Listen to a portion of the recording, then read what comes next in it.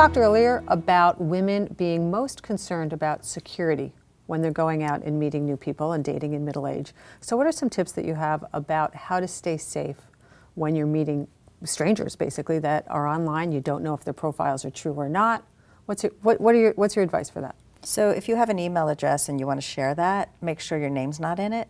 Most people have their name in their email address. What I recommend is that people get an email address that has their screen name.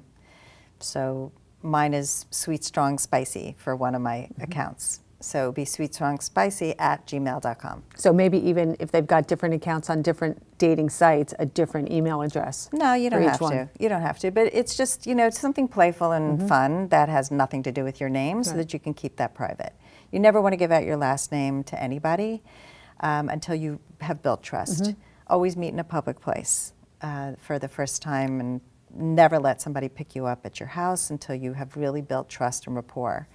In terms of Googling a person, so most people, once they have a phone number, this actually happened to me recently. If somebody took my Google Voice number and put it into Facebook and found me, and I had thought I had put all my privacy settings to private and not share my number. So we get on our first date and he knows all this stuff about me, and I'm like, how did you know that? And he goes, well, Facebook. Right. So I went back in and changed all my privacy settings since there was one little thing I missed. So make sure your privacy settings are on.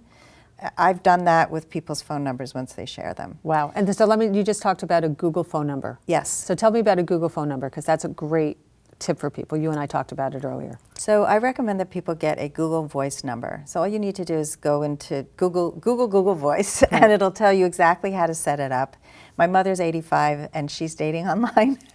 I got her up on a profile on JDate, and I told her to get a Google Voice number too. So you get this number and you can tell it which of your phones it should go to.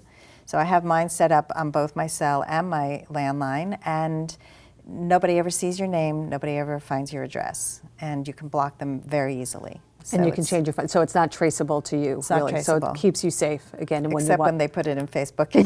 Well, don't publish it Don't anywhere. publish it. But I think Yes. that's a great tip. I'd never heard of that before. Yes. To get a Google Voice number, so that's a number you give to new people, and it keeps you safe and protected. Yeah. All right. Yeah, Great advice. It's, for some people also it's about hiding your profession. Because if you have a first name and a profession that no one else has in your city, somebody can Google just your first name and your profession and find out who you are.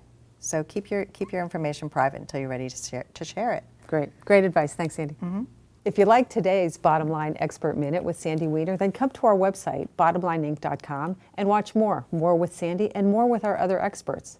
And what would be even better, share us. Share us on Facebook, share us on Twitter, share us on LinkedIn. Let everybody know about the great videos that we have for you with all the leading experts in health, life, and money.